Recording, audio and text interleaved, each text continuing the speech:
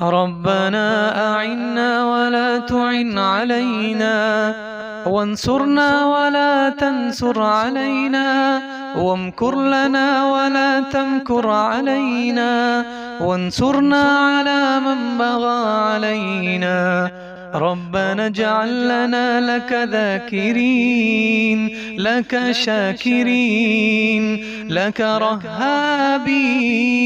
لك مطواعين، لك مخبتين، إليك أواهين منيبين.